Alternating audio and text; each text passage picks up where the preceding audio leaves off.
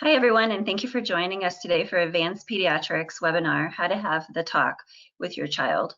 We're very excited to be partnering with Children's Hospital Colorado and would like to thank Dr. Molly Richards of Children's Hospital for presenting tonight. First, a little bit about Dr. Molly Richards. Dr. Richards is an Associate Professor of Pediatrics at the University of Colorado School of Medicine.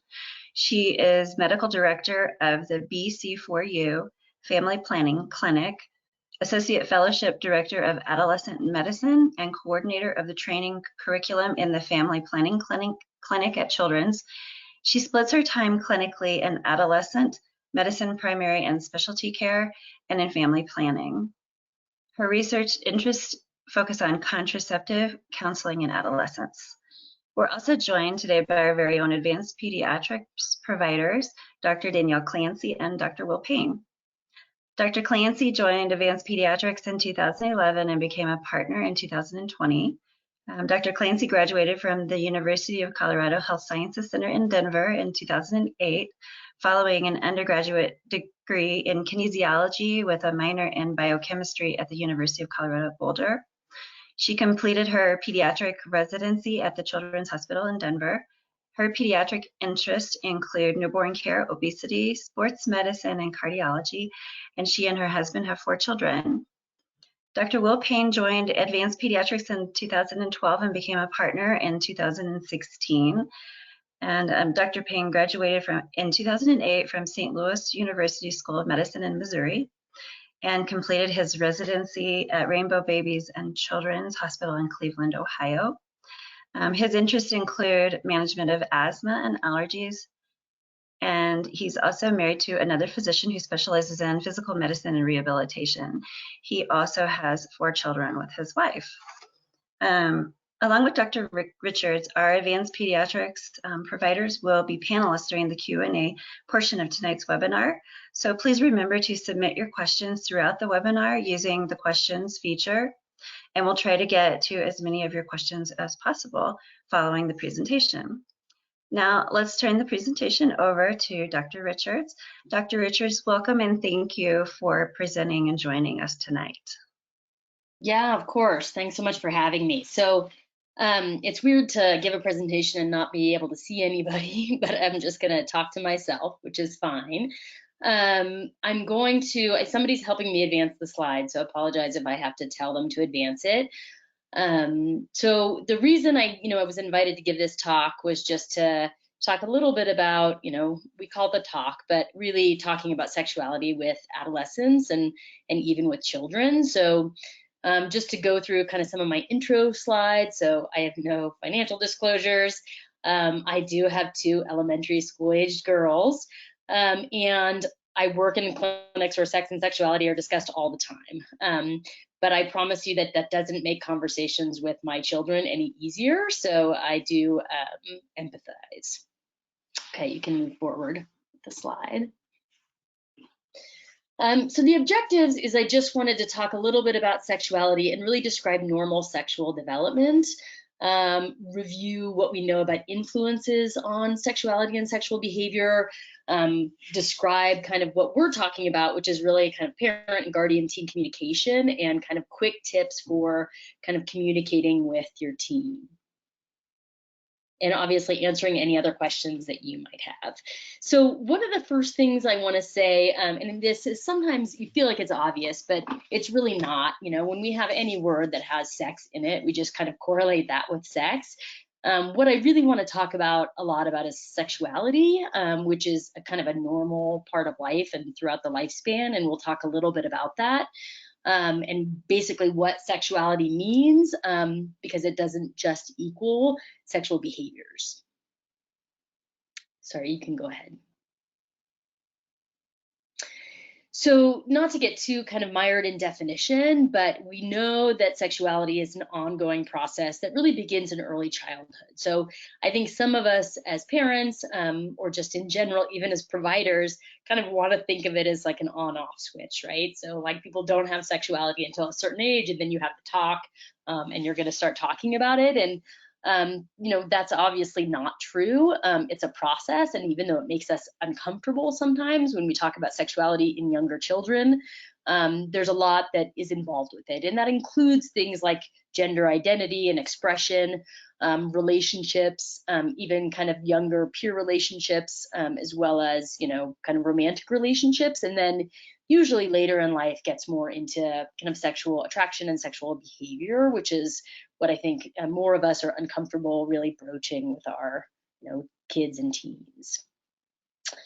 So you can move forward. Okay, so I want to review this really quickly just to kind of talk about what's normal, because a lot of times, when we see like our younger kids do things or say things or are curious about things, we wonder if it's normal, and it can make us feel uncomfortable for very good reasons.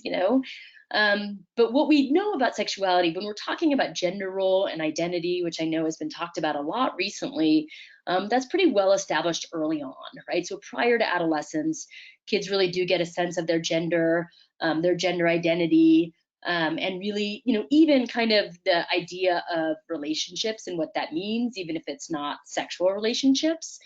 When they start to get a little bit older, and I talk about kind of early and middle adolescence, and I put some ages here. Early adolescence is usually with the start of puberty. What's important to know is age can be very confusing here because it's very different for different adolescents. So some adolescents start puberty later than others. And so their kind of route through this development can be very different than their peers. But really, we know that with puberty becomes a lot of physical changes, right? So depending on the sex, breast development, growth, all kinds of stuff. But along with that, it becomes kind of a preoccupation with the body. There's a lot of, potentially either concerns or focus on body image, which doesn't necessarily have to be a bad thing, but it's just kind of more of a recognition of their body that they might not have had before. A lot of us see as parents kind of people who are, our kids getting more private, right? So they won't let you go into the changing room with them. They want to turn around when they get changed. All pretty normal behaviors. And I think one of the things that's important to know, even about this early adolescence, that experimenting with sexuality is really common, right? So that can include a lot of thoughts about sex or sexual behavior. So it doesn't have to be intercourse. This certainly includes masturbation, which can be very normal.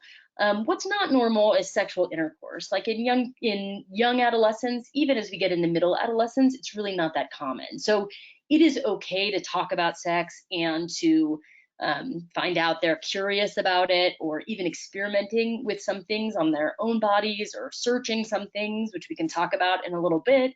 That's normal. It also means that they need some guidance and education. And so we'll talk about the fact that a lot of teens just don't have access to the information they need. And that's where hopefully kind of parents, family members really come into play. When we talk about middle adolescents, right, that may get a little bit more information, more of an understanding of sexual behaviors, where that understanding or education comes from is really dependent a lot on the people around them, right? So if we're the ones to talk about it, whether it's healthcare providers, teachers, parents, family members, then hopefully they're getting good and accurate and trusted information. What we'll find, and we'll talk about later, is that a lot of their information comes from other sources because that's easy access, might not be accurate, and we're not quite sure about what it kind of imprints on them when they get the information this way. So certainly in middle adolescence, like experimenting with some sexual behaviors, which again doesn't have to be sexual intercourse, but can be kind of more physical intimacy is common. And they really do start to understand or hear about the consequences of sexual behaviors. And they become more of an age to understand these consequences and what they can mean. And so these conversations can be more relevant to them at this age. Okay, move on.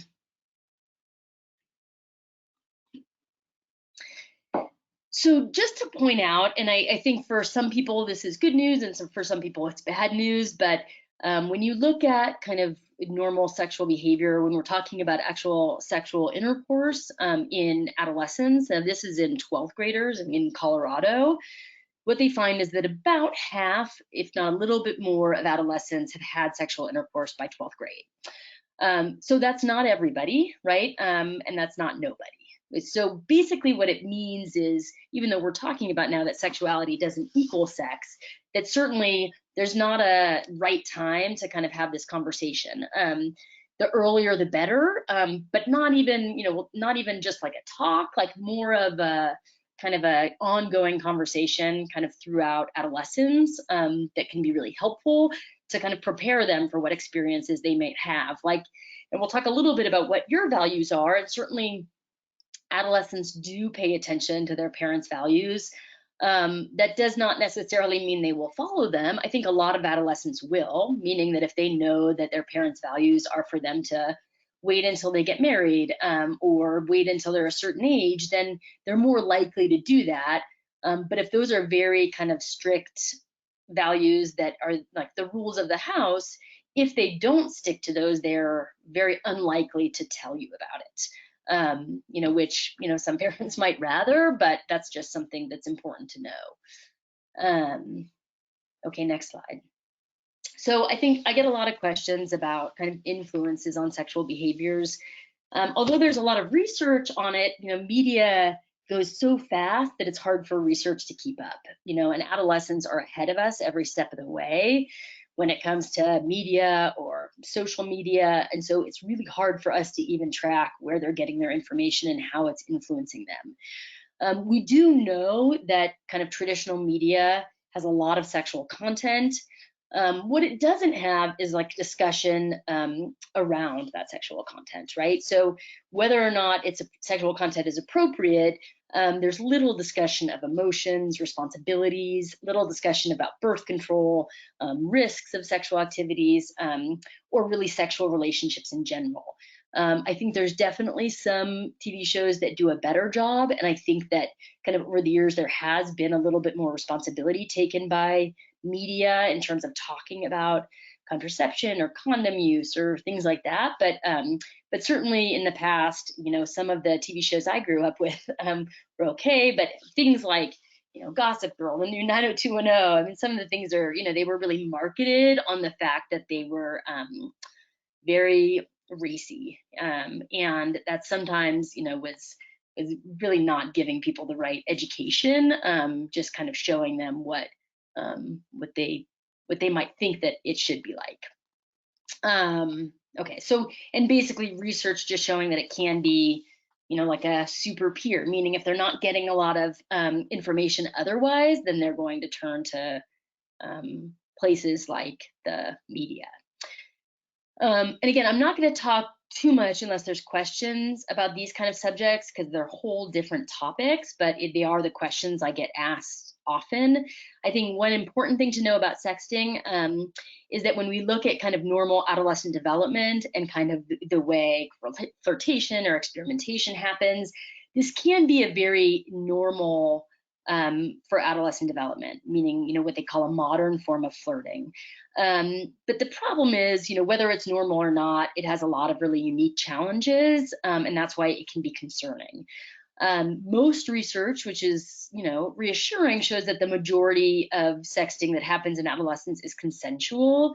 But there is concern about coercion, right? Whether that's peer influence or partner influence, people feeling like they should be doing it or doing it because somebody asked for it and not really because they want it, and maybe not understanding the consequences of, things are on the internet forever. Certainly they can be shared with other people. And so that's difficult for adolescents sometimes because they can be impulsive and really not think about what can happen. And so these conversations are worthwhile, but finding out an adolescent is doing it does not necessarily mean they're deviant or bad, but it is, it's kind of learning from their mistakes. And so again, depending on your view, the prevalence is common or uncommon, right? So, up to 30% report receiving, a sext. And a little less report actually sending one. And I won't even talk about kind of the child pornography laws, which can get really complicated from state to state, and what that means for teens who are sexting, which is obviously very controversial, but really can vary and can be concerning. when we talk about pornography, again, this is another thing that, sorry, you can go back. Now I'm just jumping around. So basically, this is something that's relatively common for adolescents to be exposed to, right? That doesn't mean it happens intentionally, but if any of us have been on the internet, how easy it is to access these things. There's a lot of research, on even kind of younger um, kind of teens or children getting exposed to pornography that they didn't mean to get exposed to. So, it is a challenge that we're all dealing with the media, which I don't think has a good answer. I think that the most important thing is really communication about what it is. I think a lot of times, although we can research exposure, we have a hard time researching what it means to adolescents, right? So there's research really looking into, what it does to their thoughts, right? Some concern that it makes them more permissive in terms of kind of sexist attitudes or beliefs about women. And that's obviously concerning. We don't know much about what it does to their kind of intimacy or relationships in the future. One of the things I think it's interesting, although a very small number, there is a certain percentage of people who say that pornography was helpful to them to learn how to have sex, right? And that's concerning because it's not very accurate. And so just like everything else, if somebody's exposed to it, a lot of the communication really should have to do with what is really accurate and what is not, and how that, like that conversation can go a long way. Okay, you can advance now. Sorry. All right. So, and I think, I tried to bring this up a little bit. I think there's probably a lot of overlap in my slides, but I think the important thing is that we know that media can influence sexual behavior. There's a lot of things that can influence kind of sexual attitudes and sexual behavior. But what we do know is that communication of parents or guardians with teens is protective of safer sexual behaviors. That's been shown time and time again, regardless of their other exposures. And it's probably, not highlighted enough, right? And we'll talk a little bit about what makes the conversation uncomfortable, but we know that adolescents who have had helpful conversations with their parents, don't use media as much as their primary source of information, right? Which makes sense. They have, even though we look at our adolescents and say like, they're not paying attention to us, they're rolling their eyes. Again, time and time again, research has showed that they're listening, and that they do respect parents' values and opinions, even if they don't look like it, right? And so there is a difference in the way that it's talked about, and how you have these conversations that can be more helpful. But we know that having the conversation at all or being comfortable with the conversation is really, really important. When it comes to all of these different behaviors, even things like sexual consent, which I won't get into in this talk necessarily. All right, you can move on.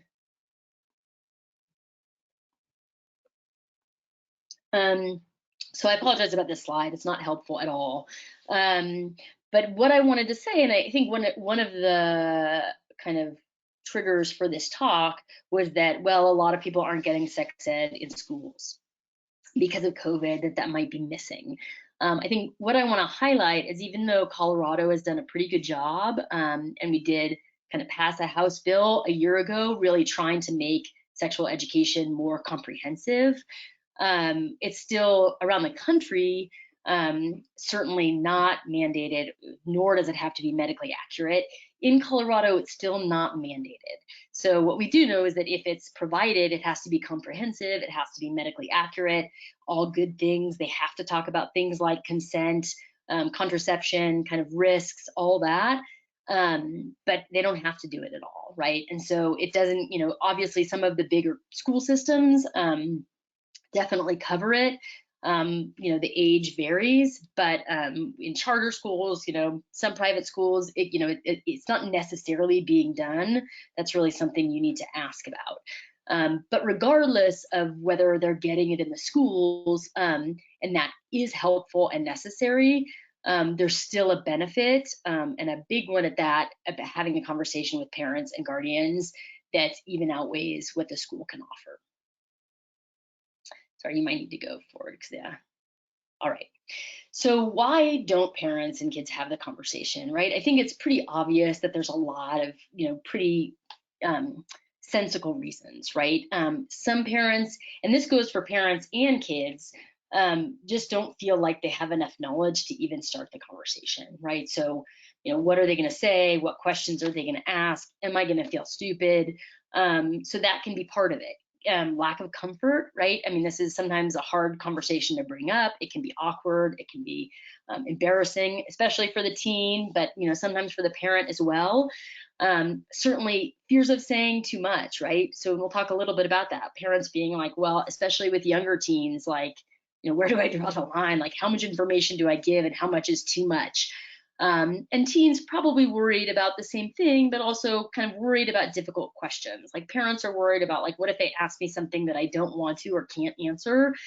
Kids are really worried that you're going to ask direct questions about their sexual behaviors, and will they have to lie or should they not lie? Will they get in trouble? So there's a lot of thought that goes into these conversations, not pre-planned, but a lot of worries that can come out of them. I hear a lot, parents are worried that if they talk about sex, it kind of puts the idea in their head. We always promise that is not the case, right? I mean, again, like we talked about, sexuality is a normal process. I'd be more worried about your teen that didn't think about kind of, sexuality or like fantasies or masturbations or romance or anything, because that's a normal part of their development and growing up. And so they should be thinking about these things. There's obviously appropriate times to do things and appropriate kind of behaviors and actions that they need to learn, and then that comes a little bit with maturity. But in terms of those thoughts, those are 100%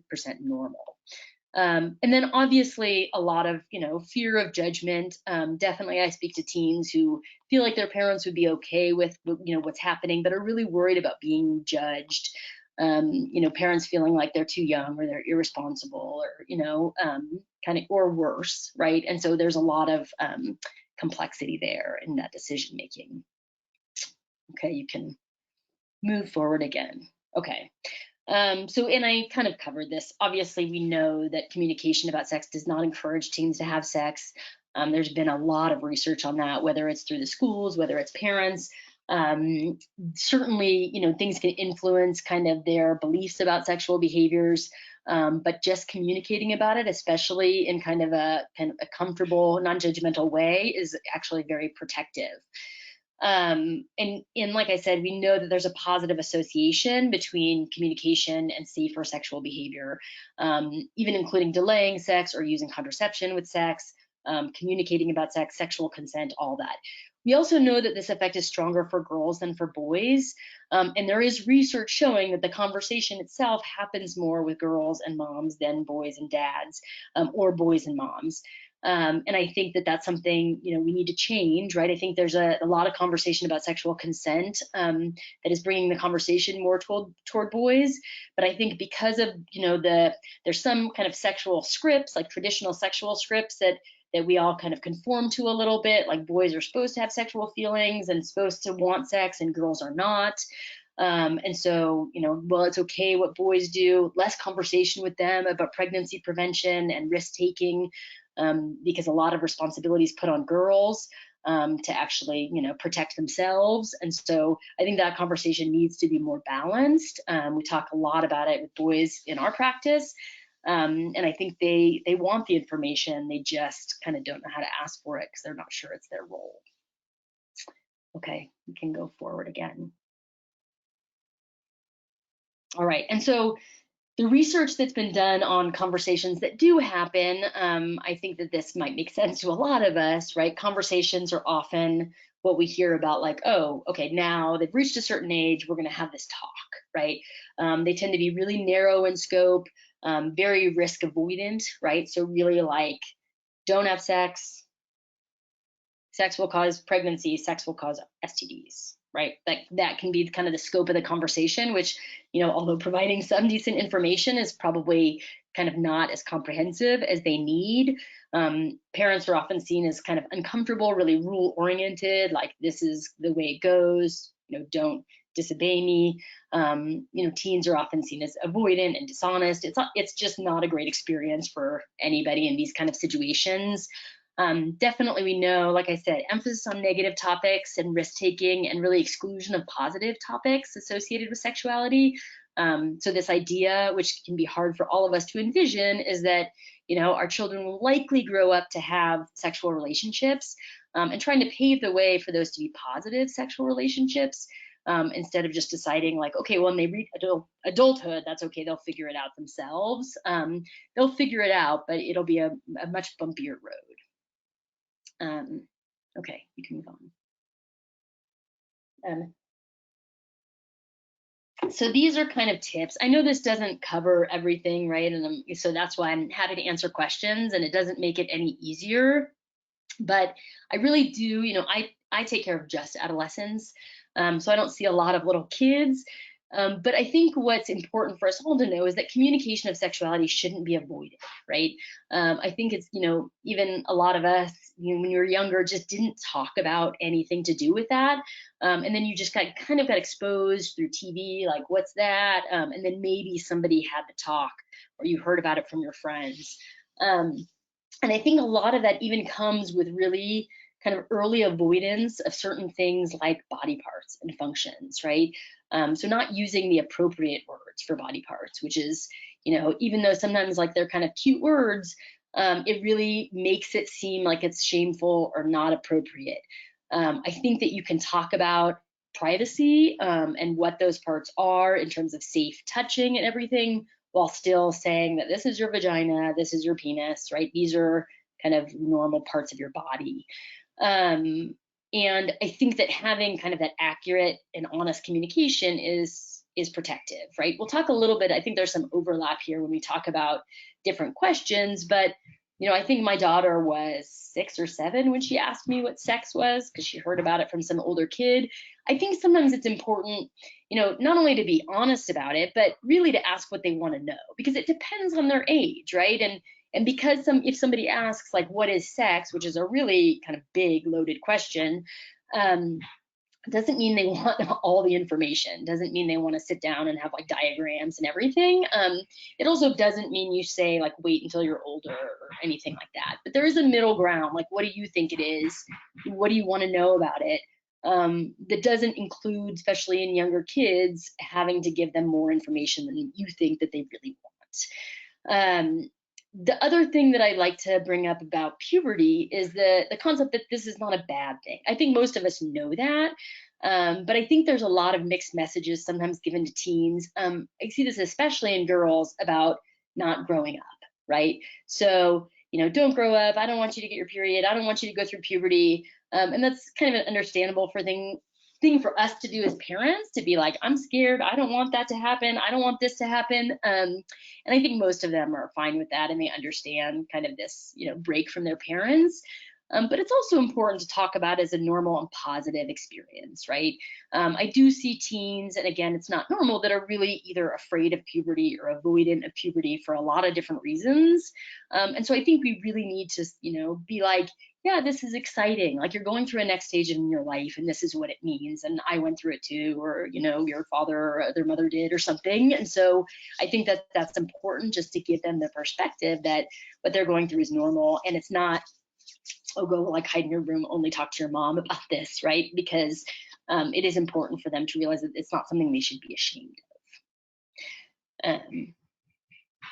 Okay, go to the next slide. Okay, so another thing research has taught us is that repetition is important, right? One talk, if that's what it is not enough. Really, it needs to be kind of throughout life, right? So, and I think teachable moments, which we hear about, are very important, because there's so many of them. And that doesn't mean you watch every TV show with them and say like, hey, see what those two people are doing. But there really is a lot of exposure that they have that we're with them to see, right? And whether that's kind of, you're walking through the mall and there's huge posters of, girls in lingerie, and, what does that mean about our portrayal of women, or, what do they think about that? Or, it's on the TV and somebody's having a relationship or kissing, talking about that. Or even like things when we're talking about kind of the broad scope of sexuality, right? So If somebody gets pregnant and they want to know how that happened or what pregnancy is like, or they have friends who have two moms or two dads, that can be a really good conversation about kind of normal sexuality and how there's differences and how that's okay. And that can be a good outlet to talk about it, right? And it is, you get questions from kids that are very like, I don't understand how two dads can have a baby, right? And I think you really, that's kind of an opportunity to talk about it.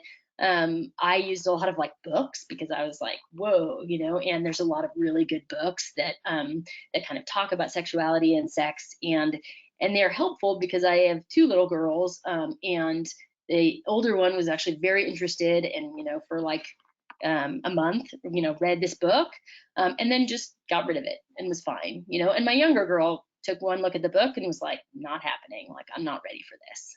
And so they're kind of paving their own way in terms of what kind of information they want to get exposed to. Again, I think that we talk about kind of sex positivity. That's a controversial term, but I think that especially in adolescence, sex is seen as very negative, right? We don't want teens to have sex. We don't want them to get pregnant. I don't think that being 15 is a great time to have sex.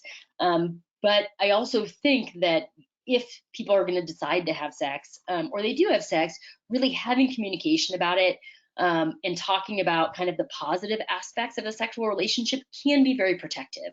If people know that a sexual relationship is supposed to be a positive experience, they're going to be less likely to do it if it's negative, right? I think people don't know. A lot of teens I have, they don't know that that sex is not supposed to be consistently painful or not enjoyable, right? And so if you talk about the fact that that's what a sexual relationship should be like for them, I think that they're less likely to engage in that kind of behavior if they know that it's not working for them, right? And so it sounds weird to talk about that with your teen, but again, it's just kind of letting them know, like, if they ask, do you and dad have sex? Yes, and it's a positive thing, that happens, when you're older, and it should be like a positive thing, right? And so I think that can be very influential for them. But it is okay, we talked a little bit about values, to discuss your own values, right? So everybody's family is different. The way I parent my children is not the way other people will parent them, and I'm not here to tell anybody what they should talk about or not talk about with their kids. It is okay to say, I do not believe that you should have sex before you get married, right? That's my value, right?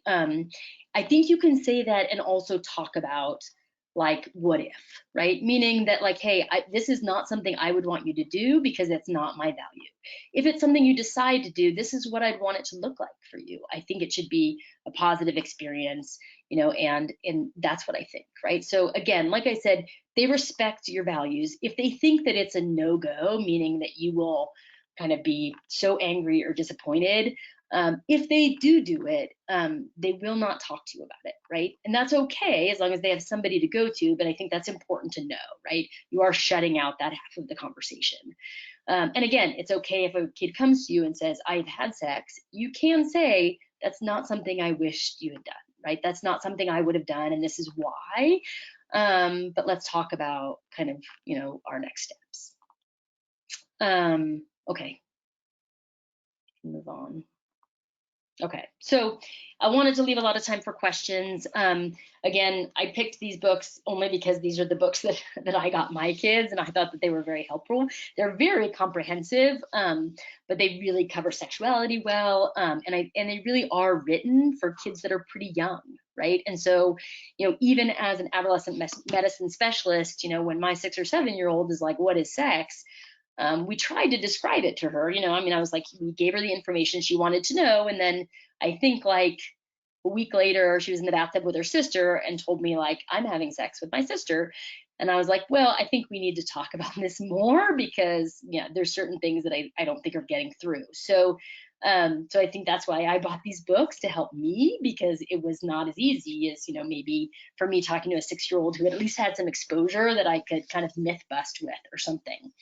And so, yeah, we are all going to have those experiences, which are like, that didn't go exactly the way I thought, but that's okay. We can talk about it and kind of readjust.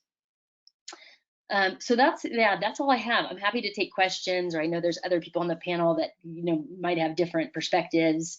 So I think that that's great. All right, great. Thank you, Dr. Richards, for the presentation and the information. I'm going to kind of go through the questions, and please, everyone that's online and watching the webinar, go ahead and submit your questions on the questions feature, the Q&A feature, and we'll just kind of go through the panel and talk with the providers to answer your questions. So the first question that I have is, does it matter who has the conversation with children? For example, moms having the conversation with girls and fathers with boys, or moms and boys, or vice versa? Does it matter who's having the conversation? Dr. Clancy, would you like to start? Sorry.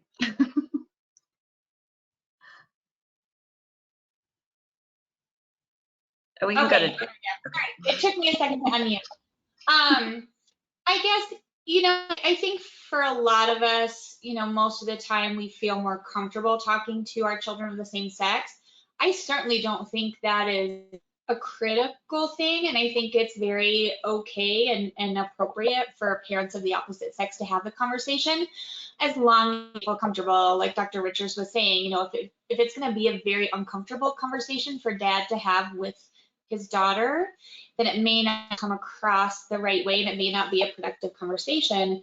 But I think in some ways, for kids to know that they have parents, of either sex that they really can trust and go to is huge. And so I would say, I think whoever feels most comfortable in having that conversation should do it. Okay, great. What about you, Dr. Payne? Yeah, I totally agree.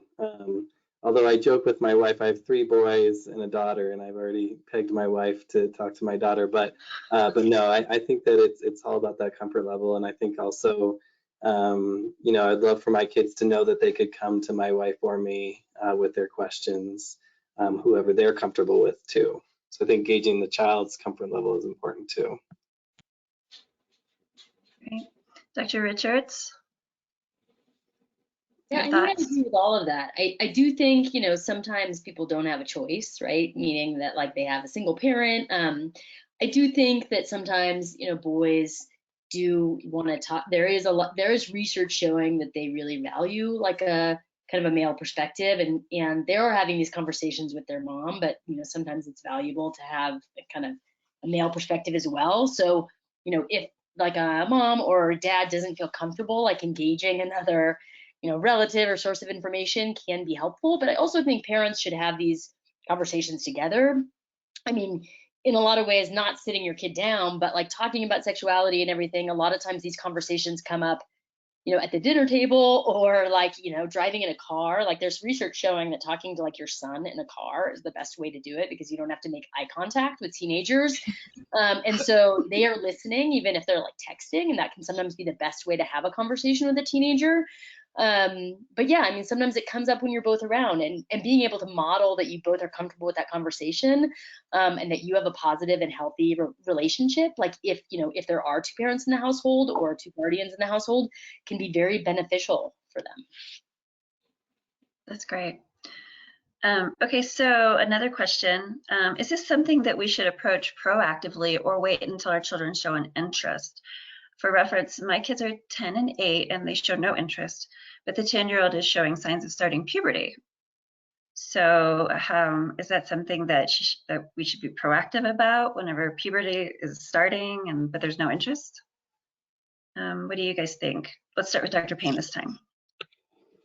Yeah, I think being proactive is good, and certainly a 10-year-old I think is an appropriate age to start the conversation. And I really liked what Dr. Richards said about it doesn't have to be one awkward talk that you have to cover every single topic all at once. It really can be an ongoing conversation that's age appropriate, based on what the child is asking questions about, what they're experiencing. So I think certainly talking about puberty around age 10 is very appropriate, but then you don't have to get into every detail about sexuality until they get older and have more questions. But I think establishing early on, a 10-year-old doesn't yet think that their parents are the most awkward people ever yet, and I think that adolescents definitely feel that. So if you can kind of set that relationship early on, that you're a trusted resource, so that as the inevitable questions come up later on, you can be their go-to person, is super valuable. Awesome. Dr. Richards, what are your thoughts? Yeah, I mean, I totally agree with that. I think that there's not a responsibility necessarily to sit down your kid, every year and be like, okay, what questions do you have about your body? The hope is that like these conversations come out relatively easily. And, again, a lot of times like triggers are helpful, right? So like my kids who are 8 and 10 as well, there's a lot of marriages that happen in their school. And I'm not sure how that happens, but kids are getting married as early as kindergarten in the public school system. And so it's a great, topic of conversation. Like who can get married? When can they get married? Are they legally married? What happens when they're married? And kind of crushes, start to happen. Again, I don't think that has anything to do with wanting to have sex. But they've started asking about it. I mean, again, I think it's part of my job, and they know it, and so there's probably more conversation about it in my house. But I also think that you're having these conversations again around sexuality, right? That don't have to do it with sexual intercourse, right? It has to do with romantic relationships, healthy relationships, how they feel about their own kind of identity. I mean, I'm very awkward with my kids where I'm like, oh, look, like you have boobs, right?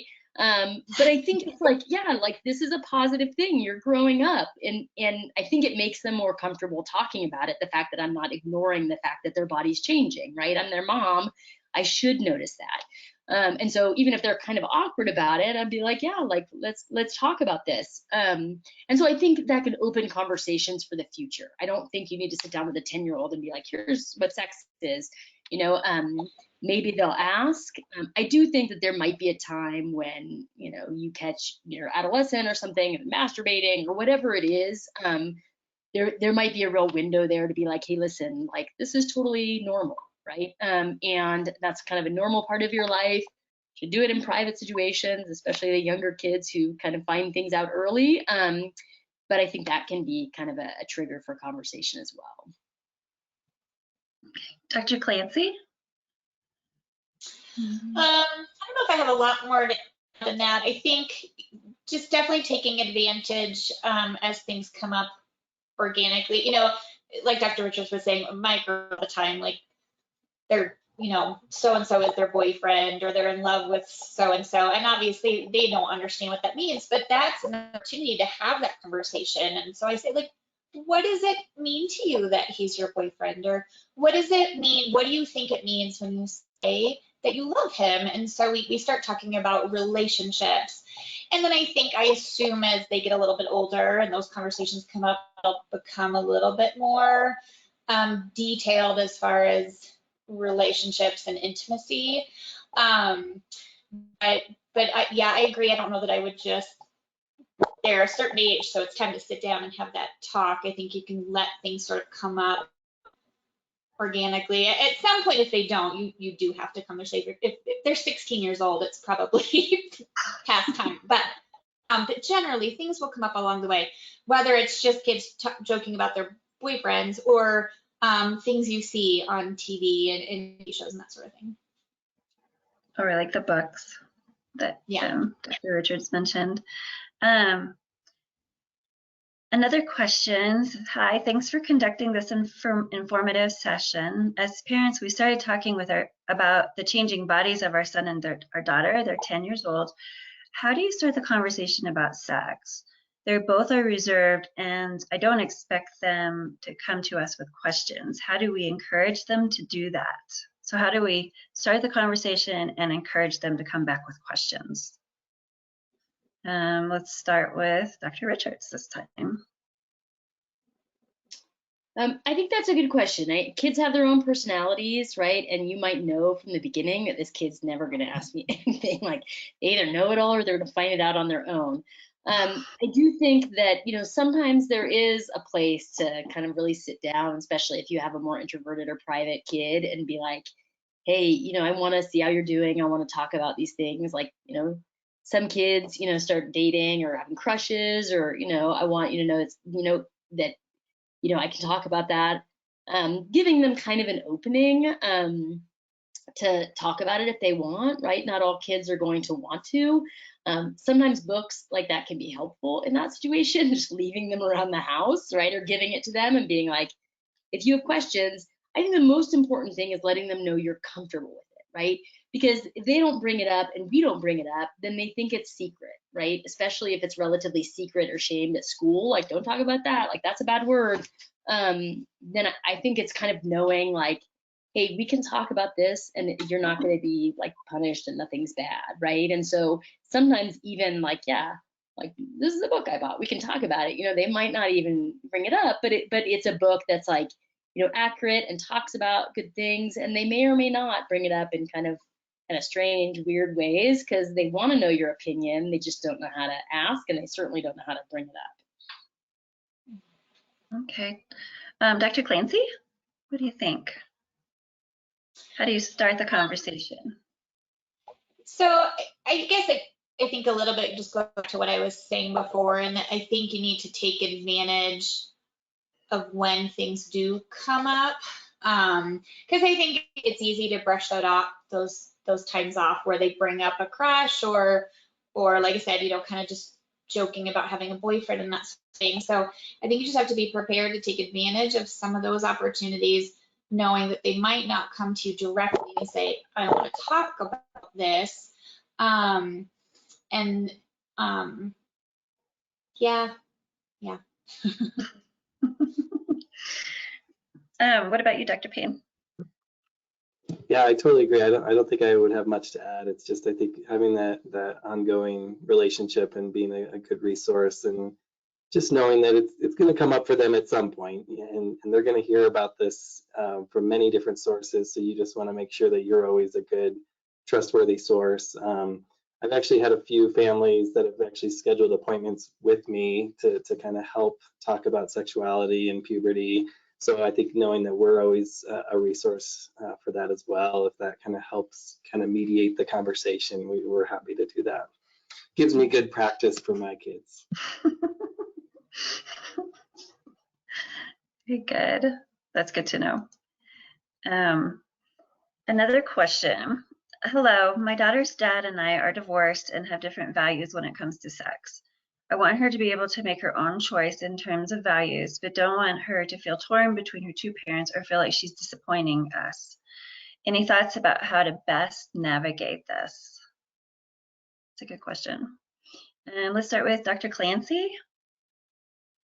I think really you have to sort of address it kind of head on and say, right, your dad and I, or your mom and I, are different, and these are my values, and your other parent may have other values, and I think at some point as you get older, you're going to have to decide what your values are, and so it's just I think you just have to be very direct about it and talk about what the differences are and why there's differences, and then ultimately that your child is going to have to make that decision either way.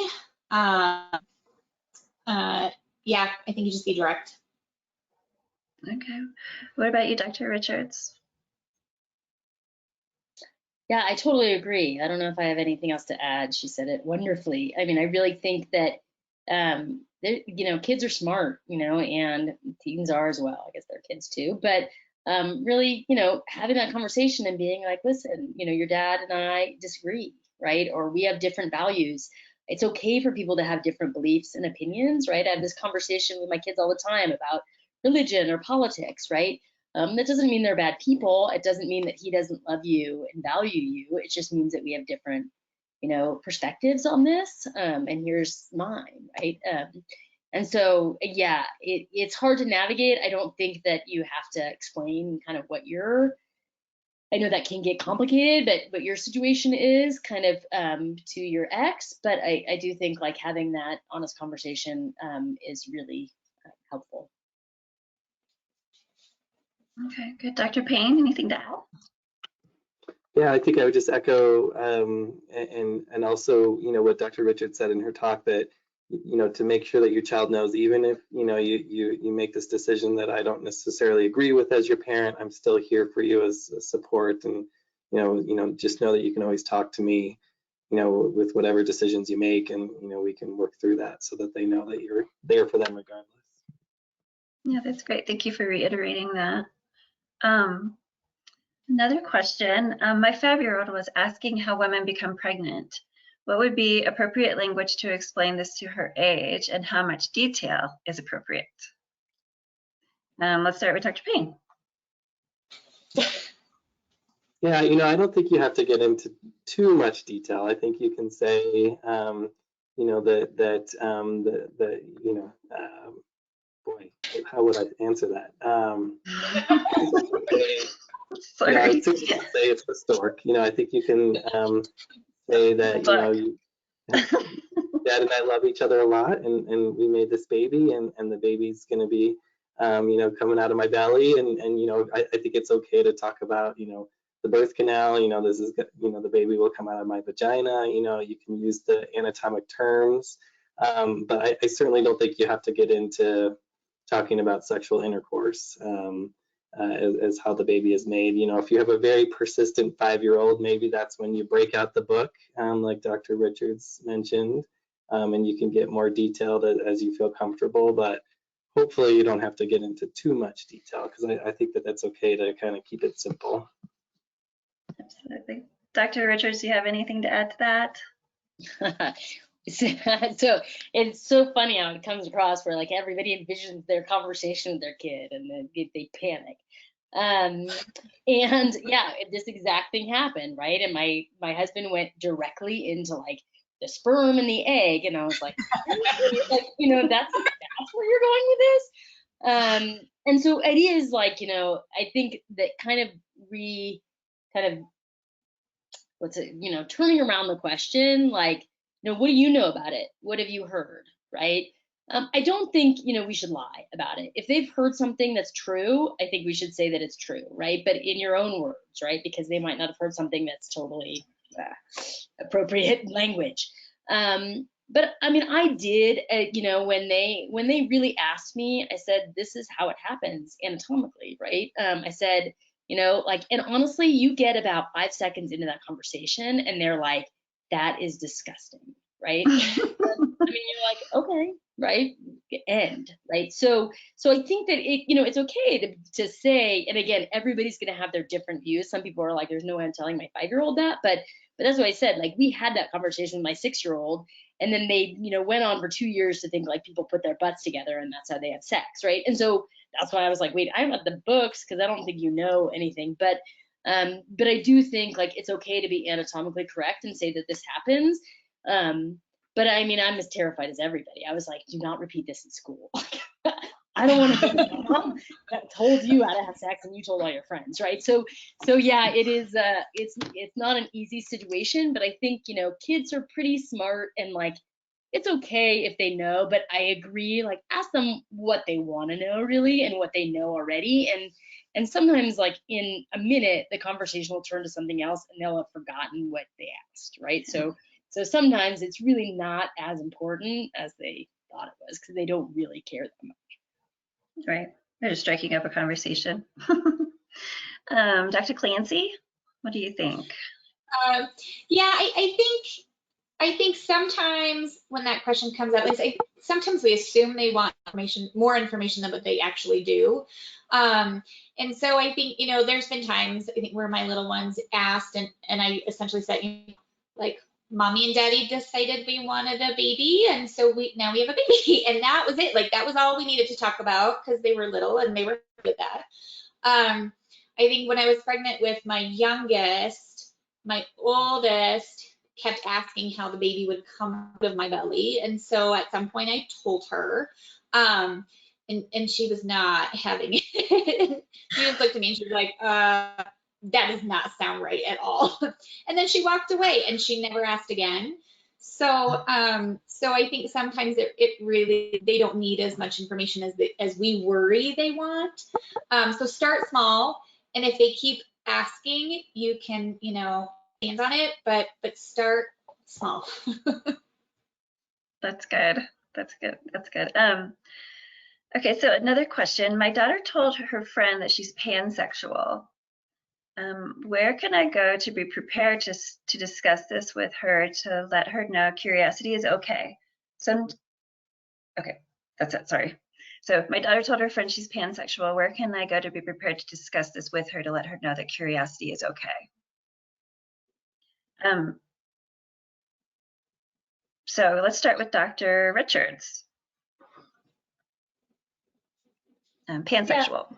Yeah. So, I mean, I think this goes back to like just kind of the sexuality conversation kind of through the life as it is, right? So this really kind of getting away from sexuality always as a man and a woman, right? And so, and we talk a lot about that in our house. I mean, obviously their perception is what it is because that's what their parents are, or that's what most of their friends' parents are. But you use that opportunity, whether it's through the media or through their friends, to be like, yeah, you know what?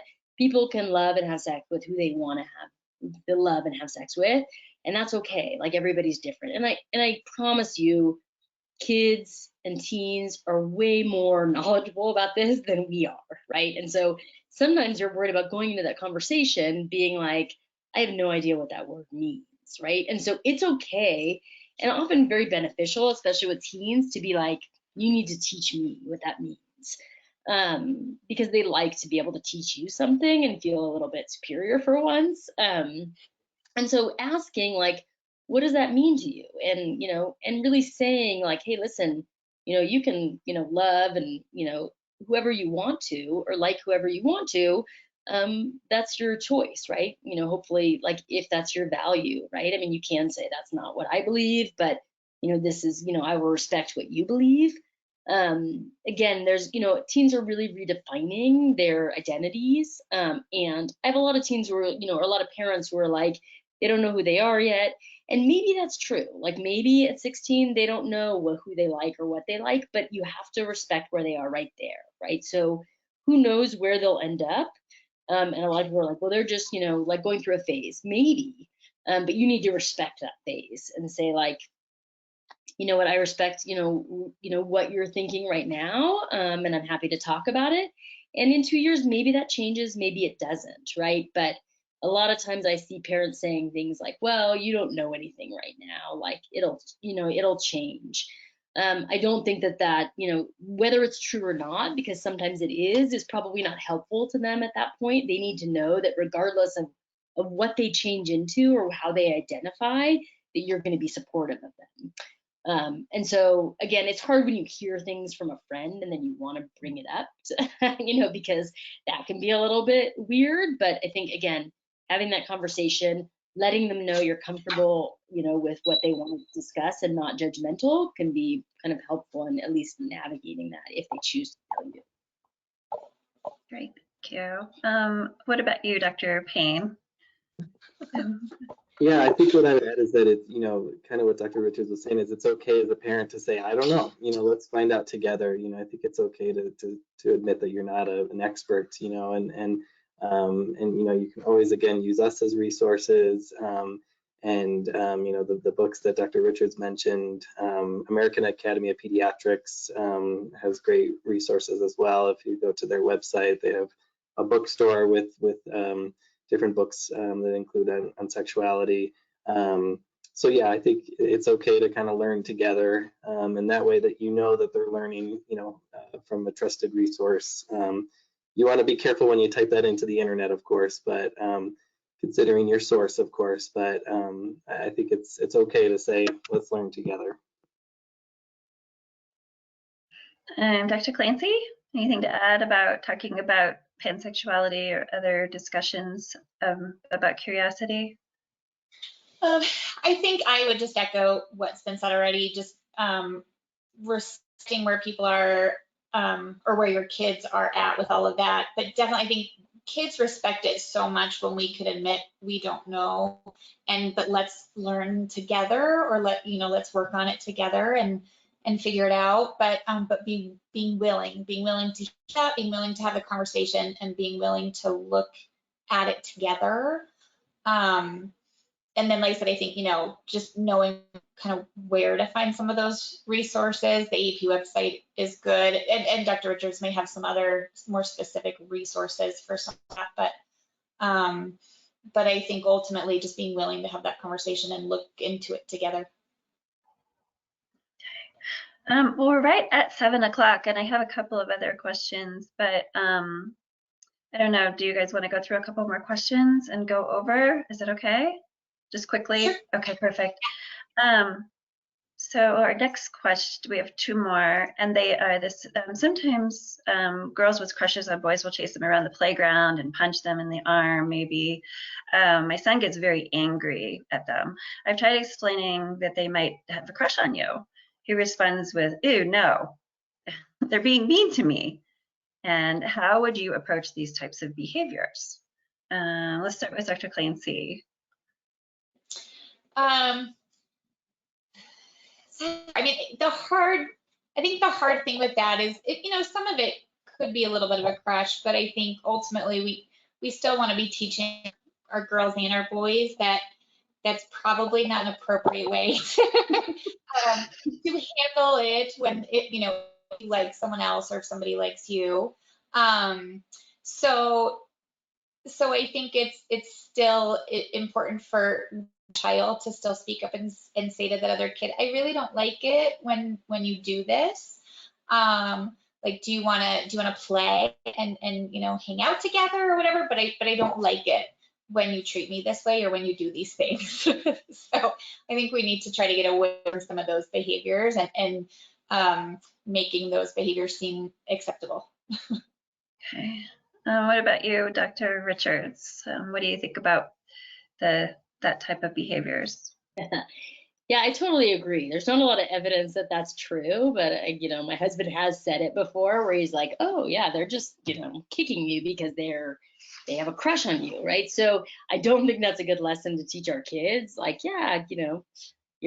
people will beat you up, and that will be mean they like you. So yeah, I totally agree with Dr. Clancy. I do think certainly you can say, like, hey, a lot of people do certain behaviors because they don't know how to act, right? Or they're uncomfortable, and so they act in ways that they shouldn't, right? So they're awkward around you, so they act weird or funny or whatever it is, and that's just their way they respond to the situation. But kudos to your son for being like, yeah, no, I don't care if they like me or not, like, they're being mean to me, and he should say that. And hopefully that if they really do like him, they'll start to act in a way that's more appropriate. Okay, great. Dr. Payne, anything to add to that? No, I don't think so. I totally agree. I think that we want to encourage our kids that, to not be violent, to show their intimacy. So I think, in empathizing and saying, that is such a bummer. I'm so sorry that's happening. What can we do to, let them know that you don't like that, things like that, rather than just kind of passing it off as crushing. Okay. Is that what they say, crushing? I don't know. Crushing, yeah. I'm aging myself.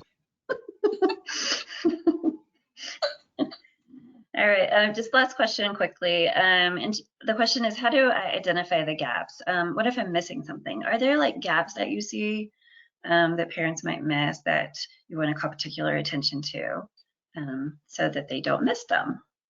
How about you, Dr. Richards? Do you see any gaps where the parents might be missing in talking to their kids about sex and sexuality? It's a good question. I don't know that there are necessarily gaps. There's just kind of an avoidance of the conversation in general. So again, there's always going to be things that like don't get said, right? But like everyone said, kind of the comfort with having the conversation, they really might go to you with questions, right? They might also go to other people with questions, and as long as they have some resources, whether it's their medical provider or school, you know, or something like that, that can be helpful. And I think sometimes as a parent, that can be good to tell them, like, hey, you might not always feel comfortable asking me, but here are people who can really have conversations with you that should be kind of honest and accurate, and that's important. And I know your friends are important, but they might not know everything, right? And so I think a lot of it has to do, the teens I see often, their parents have been pretty clear that they would not want, you know, they don't have sex, don't do this. And so even if I think after having those conversations with parents too, that they would be fine having the conversation, the teens don't perceive it that way, right? And so they don't. And so I think a lot of it is just a miscommunication between, like, I can have this conversation, but I'm waiting for them to ask me. And so that's where kind of the gaps are. I mean, you'd be surprised when it comes to gender identity, sexuality, teens know a lot more than we do, you know? And so really, you know, kind of being able to kind of express themselves, talk about what they're going through, you know, we can probably learn a lot, you know, but we still have a lot to teach them about growing up and relationships and what's healthy and all that they don't necessarily realize that we can help them with, but they do when we talk to them about it. All right, great. What about you, Dr. Payne? Have you noticed any missing gaps in some of the conversations that you've had? Yeah, I guess I would say the positive aspects of sexuality, kind of like what Dr. Richards presented, you know, that, and I think I'm guilty of that too as a provider. I often stress, you know, the risk for pregnancy and STDs and forget to, you know, and it doesn't mean that you're telling the teen that they should have sex tomorrow, but you know, really reminding them that, you know, sexuality is a good thing too, and it can be really positive. I was actually thinking about my dad when he gave me the talk. It was in a car, so who knew? My dad was so evidence-based. I remember him saying, you know, sexuality is a gift from God, and I remember just kind of like rolling my eyes. He wasn't making eye contact with me, so he didn't see, but you know, good on my dad, you know, to really acknowledge the positive aspects of sexuality too. Dr. Clancy, any thoughts on that? I think the fact that the person that asked that question is even asking it says they're really on the right track, because I mean they're interested, they're willing to have those conversations, and they want to make sure that they're answering questions. So I think the biggest gap we see is the conversation's not happening. You know, I unfortunately my patients that are sexually active that have questions, and universally they don't want to tell their parents, they don't want to talk to their parents about it, they don't want me to talk to their parents about it. And so I think the gap is the conversation. Beyond that, you know, if there are things you don't know, you can figure it out, or like, I mean, you know, your team may know already, but it's having the conversation. That's the gap. Okay. I think that's a great way to wrap this up. We are 8 minutes over, but thanks so much for sticking around and answering the questions from everybody, and thanks for everyone for your questions. Thank you again, Dr. Richards, for presenting for us tonight, and thank you, Dr. Clancy and Dr. Payne, for joining us for our talk. And be sure just to watch for future advanced pediatrics webinars in the future. And just know that if you ever have any questions regarding your children's healthcare, we're always here for you. You can always visit our website at advancedpediatricsassociates.com or give us a call to schedule an appointment. So thanks very much, everyone, and have a great night. Bye-bye. Thank you, Dr. Richards. Thanks so much. Good night. Good night. Night.